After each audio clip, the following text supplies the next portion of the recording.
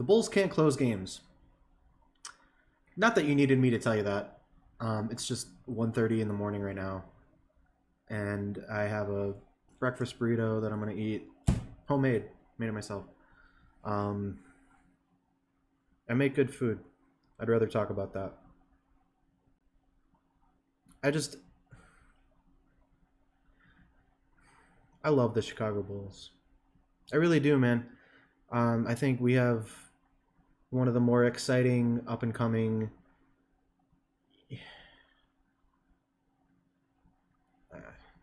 Tired of talking about it, honestly.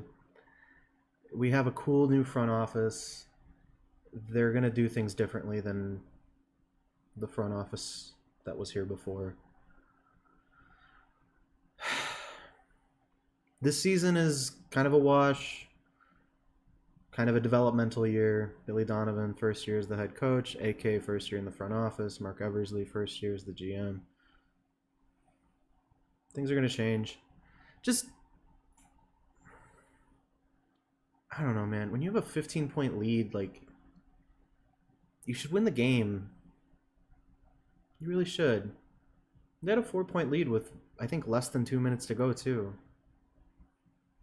Right now, you could be watching this in the future, and this could be applicable to a different Bulls game that they blew the lead in. But right now, we are talking about the loss to the Denver Nuggets in Denver on March 19th, 2021, which is the second blown lead in the last two games.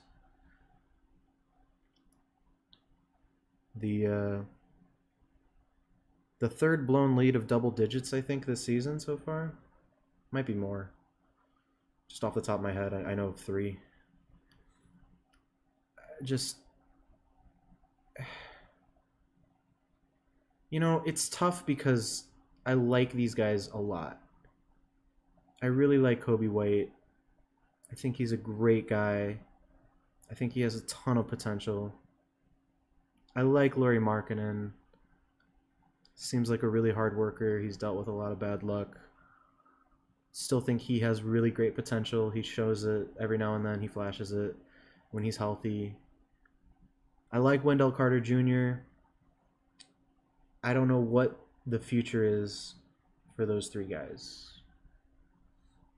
Two of them have been benched. I'm pretty sure Lauri Markkanen is close to being benched, especially when Garrett Temple comes back from this injury. I don't know.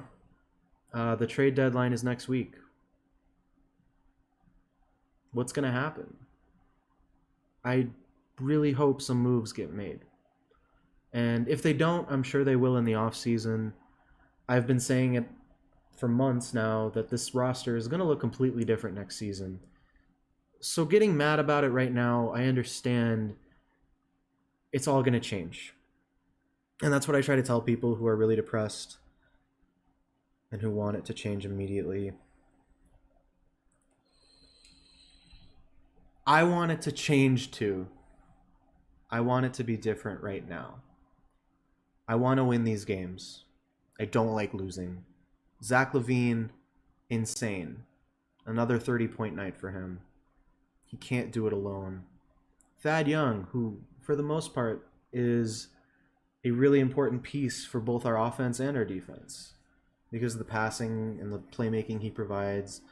And his defense speaks for itself. And then his veteran presence in the locker room.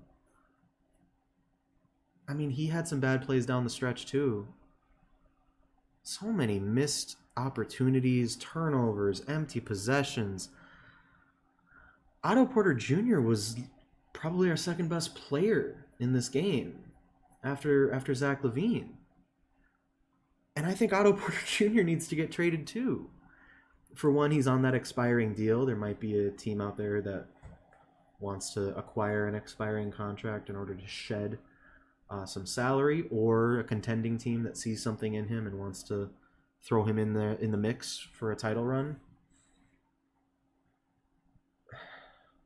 The losing sucks still. You can go through all the stuff that's going to happen next season, 2 seasons, 3 seasons down the line. Things are going to change. We are going to get better. It's those are facts. Okay, things are going to change. I can't guarantee it's going to get better, but it's probably going to get better. We have a competent front office now. They only made technically 2 moves in the off. Well, I guess 3 moves in the off season. They didn't bring back Chris Dunn. They signed Garrett Temple, and then they drafted Patrick Williams. There was like Shaq Harrison in there too, but that, like 3 big moves in the off season, and that's it. Okay, they didn't make any trades. They didn't cut any big name players. They didn't acquire any big name players. So that's going to change. Those things will change. Those things will happen. It was a weird COVID off season too. So a bunch of factors contributed to the fact that it was just weird. And I don't put a lot of stock in weird. I just think as a fan right now, it's kind of exhausting because I'm trying to stay positive. You guys know me. I'm the Arturas fan club. The shit that I post on Twitter is relentlessly positive. I try to keep everyone in good spirits. And I think it's important to remember that there is a passion and an interest in Bulls fans right now that wasn't there last season. So the fact that we are sitting here having this conversation, the fact that we are so passionate and so engaged with the team speaks volumes to how far they've come. Because this isn't Jim Boylan's Bulls. This isn't the Garpax Bulls. Billy Donovan is a very good head coach. He said tonight that his heart bleeds for this team. I believe that. I think he's very competent and very invested in the success of this team. So those are good things. Those are positive steps. Those are things we didn't have before. I just think that right now it's frustrating. In the day-to-day, it's frustrating.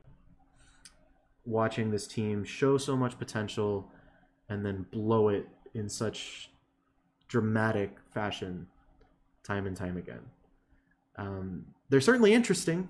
If you wanted exciting basketball, they're certainly, I guess, exciting, dramatic, interesting. There's intrigue to an overtime game that should have been won in the third quarter.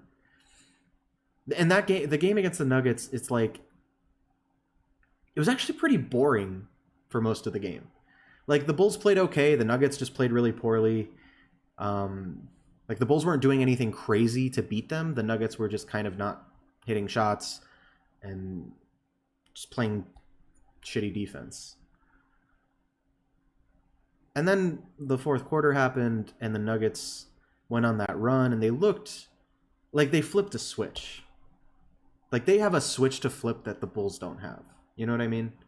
I mean, they have Nikola Jokic, which he is kind of the switch. When he just decides, look, I'm just going to score. I'm going to back down whoever is in my way. If I miss the shot, that's fine. I'll just get the rebound and put it back, which he did like a million times in that game. He's the putback king, but he's also he's wet from three. He's taller than everyone on the court.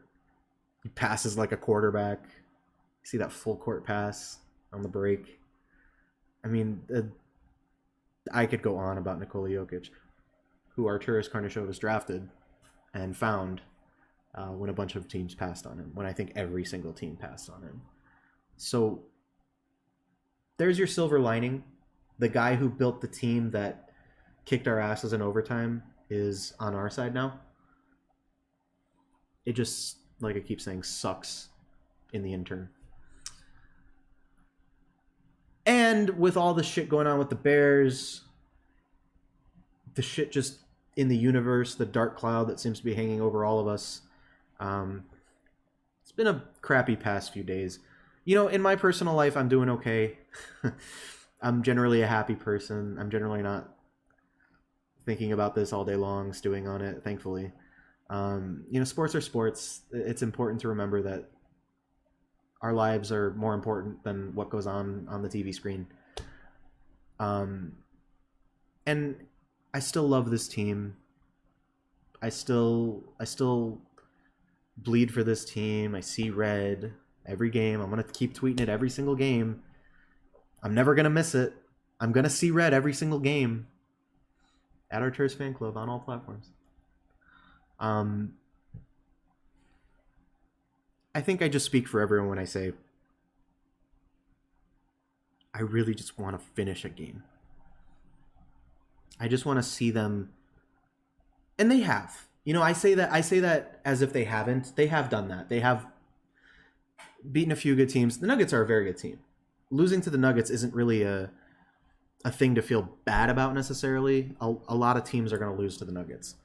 I just think it's when you have that lead, you're playing the way you're playing, you got to finish the game.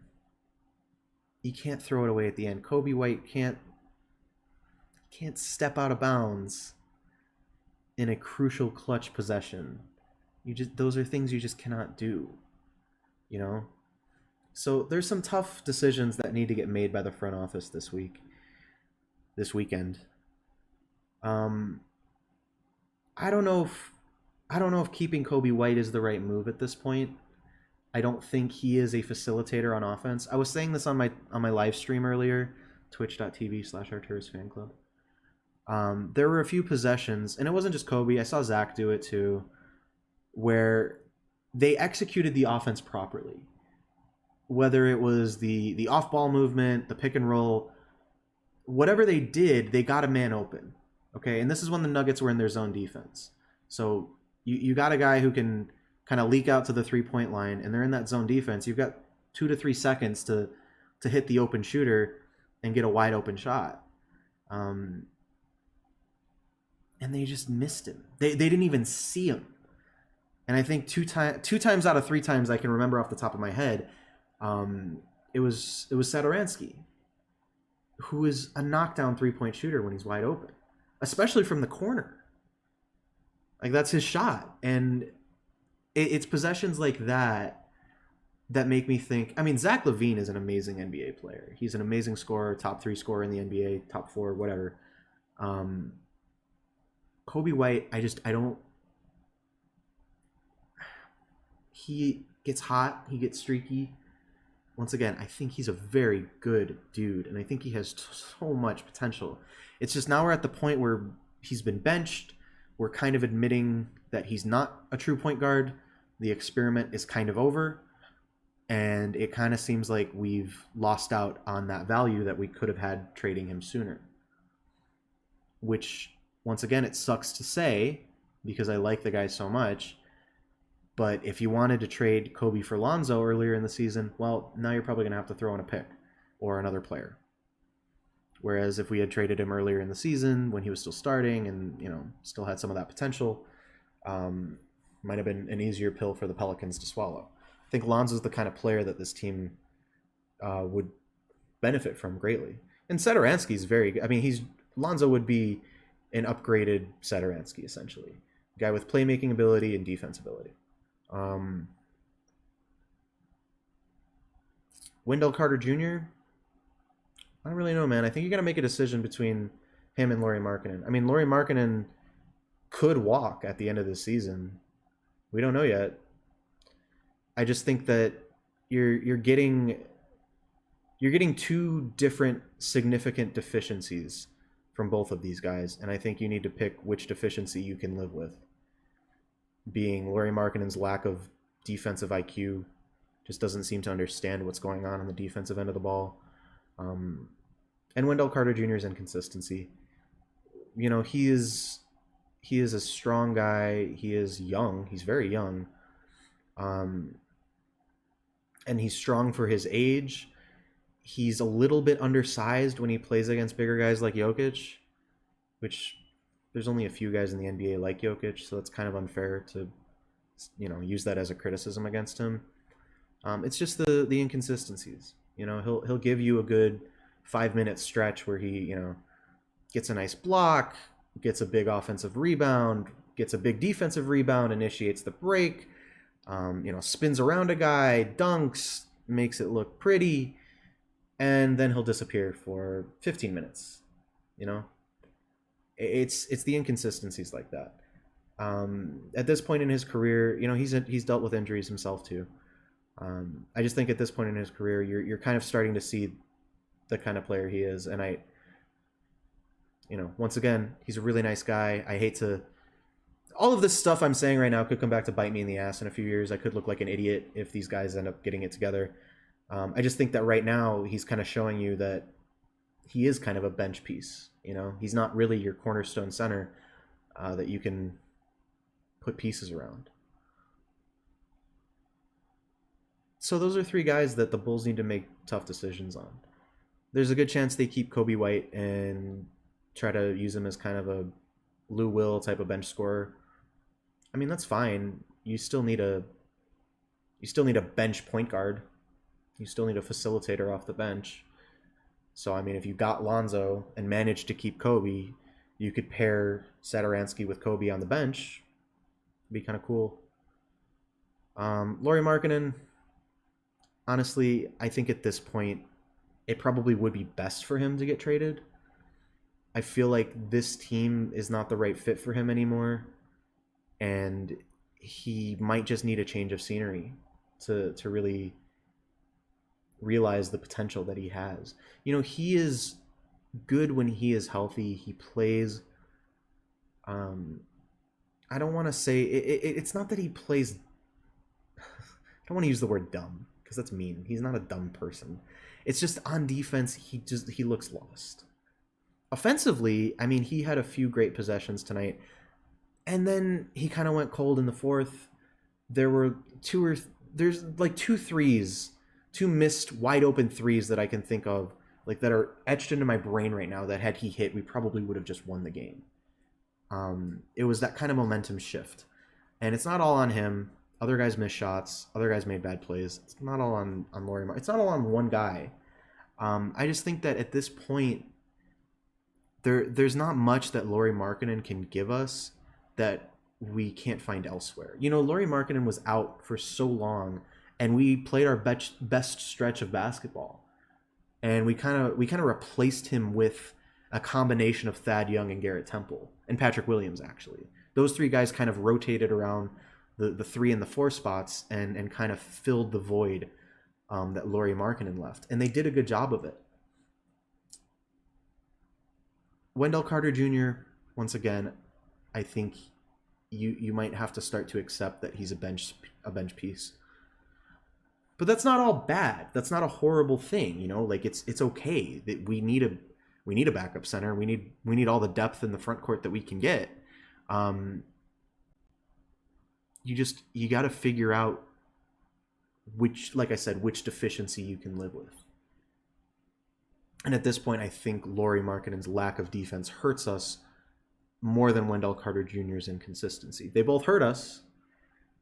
I just think that we have a better ability to cover up what Lauri Markkanen is bad at. When Wendell Carter Jr. was hurt, we looked really bad. So I think that losing him full time would be really bad. I don't really have much else to say. You guys have kind of listened to me rant for a little bit here. I want better for this team because I love this team, and I think it will get better. But right now, I just kind of have to let it out, get it out, talk about it, and move on. Because it is going to change. And it might change faster than you think. You never know. AK might make some big moves at the deadline.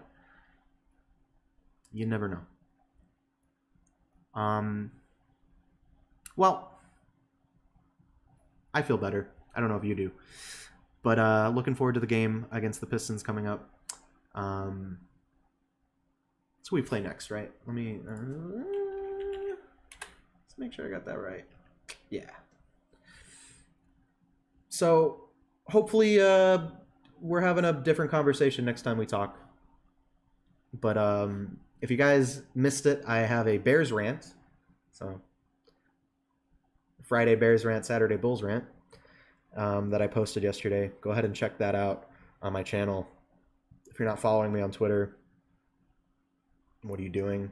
At Arturus Fan Club. Make sure to subscribe, like, all that fun stuff. Yeah. Hopefully our next conversation is a better one. Take care, guys. It's been a pleasure as always.